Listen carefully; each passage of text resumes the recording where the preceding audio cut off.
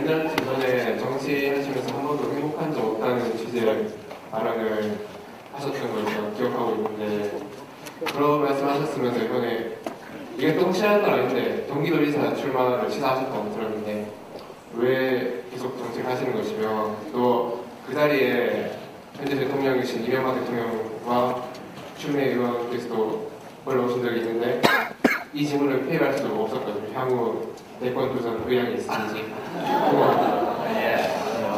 아까 우리 경호처장님이 말씀 주셨나요? 여기 와서 정치인들이 강연하고 나면 다 당선되었다고.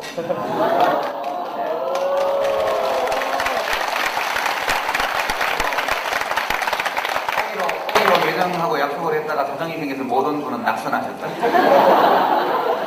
그렇습니다. 예. 사실 이제 제가 정치를 2002년부터 시작해서 2008년까지 딱 6년 정도 했습니다.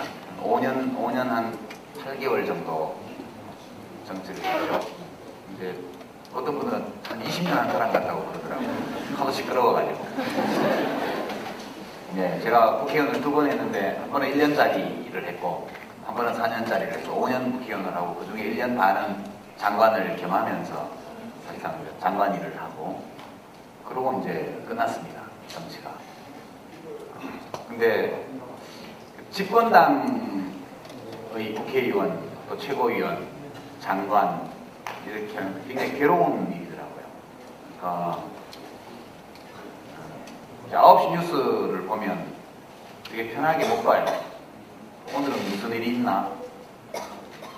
이제 진짜 노무현 대통령 말씀을 드리자면 비가 너무 많이 와도 대통령 책임, 너무 안 와도 대통령 책임, 이런 느낌이에요. 누가 나가서 무슨 해적들한테 잡혀가도 대통령 책임, 가지 마라 하는데 꽤 갔다가 또 납치돼도 대통령 책임, 다 대통령 책임이에요.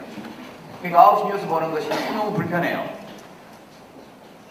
그러니까 그리고 무슨 안 좋은 일이 누구한테든 있으면 한 내 책임이 일부 있는 것 같은 느낌이 항상적으로 들기 때문에 굉장히 괴롭더라고요 그때. 그래서 아마 이제 그런 표현이 좀 나온 것 같고, 더더군다나 제가 정치를 하면서 좀 잘 못했는지 또 그렇게 싫어하는 사람이 많아요. 요즘도 그렇고요. 예.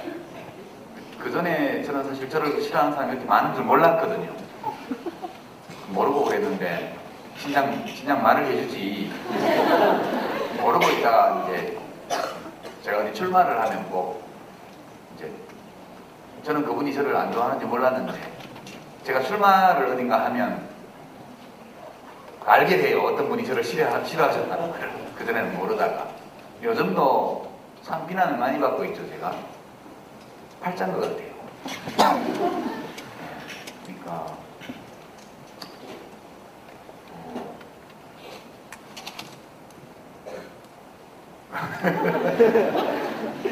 예. 왜 또 하느냐? 근데 안 하려고 그랬는데 되도록 안 하려고 그랬는데 한 2가지 정도 이유가 있습니다.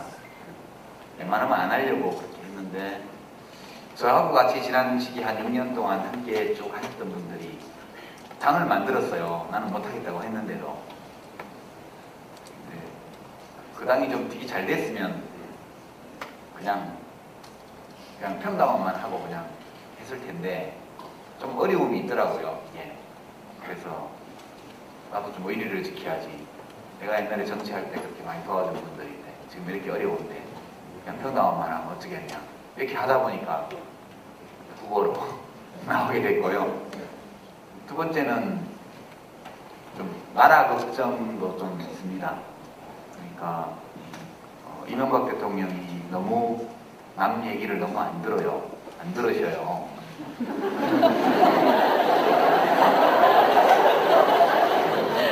뭐 연세가 많으셔서 귀가 어두우셔 그런지. 근데 그건 아닌 것 같아요. 왜냐하면 몇백만 명이 길거리에 나가서 소리를 질러도 소용이 없는 걸 보면 귀가 잡수셔서 그런 건 아닌 것 같고, 예, 안 들으려고 하시는 것 같아요. 그러니까 이 얘기 나온 김에 그냥 툭 터놓고 하면 대한민국이 일본이 겪었던 잃어버린 10년으로 들어가는 것이 아닌가 모르겠다. 이런 걱정이 많습니다. 그 전에 참여정부 때, 국민의 정부 때 이제 끝날 무렵에 한나라당이 잃어버린 5년 그랬고요. 참여정부 끝나갈 무렵에 잃어버린 10년. 그래가지고 엄청나게 조정동과 함께 그 캠페인을 해서 정권이 넘어갔죠. 한나라당으로. 근데 그 잃어버린 10년 동안에 무슨 일이 있었는지를 여러분 한번 돌아보십시오. 국민소득 1인당 7,500달러까지 내려온 거를 2만 달러로 끌어올려놨잖아요. 김대중 대통령 취임하던 무렵에 우리 국민소득이 7,600달러밖에 안 됐습니다. IMF 나가지고. 노무현 대통령 퇴임할 때 2,100불이 넘은 2만 1,000불이 됐잖아요. 국민소득이 3배로 올랐다고 그 10년 동안에. 달러로 물론.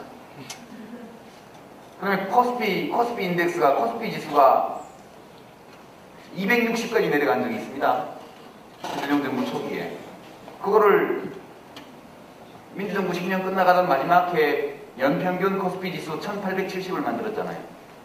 최고점 2100까지 찍었고.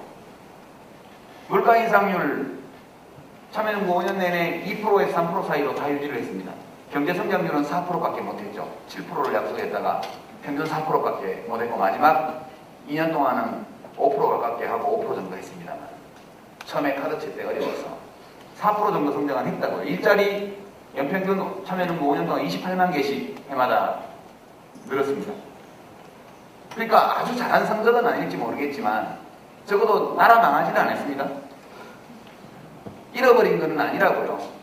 완전히 엎어져 있던 대한민국 경제를 김대중 대통령과 노무현 대통령이 10년 동안 맡아서 일으켜서 막 뛰어가지는 못해도 그래도 혼자서 마실 출입은 할 정도로까지는 정상화 시켜놨습니다. 그게 그 10년 동안에 일어난 일입니다. 그 사이에 우리나라가 IT 선진국이 됐고 정보통신 강국이 됐고 정부 혁신이 세계 탑 수준으로 올라가고 언론 자유 지수가 전 세계 탑 수준으로 올라가고 다 그렇게 됐지 않습니까? 근데 그것을 잃어버린 10년으로 규정을 하고 지금 3년 차에 들어왔는데 정권이 바뀌어서 지금 일본이 장기 불황 때 들어갔던 모든 증세가 다 나타나고 있습니다. 고령화 심각해지고 있고 고령화 대책 다 파기하고 안 세우고 있습니다. 출산율이 더욱 낮아지고 있고요. 경제성장률 마이너스 제로 여기 왔다 갔다 하고 있고요.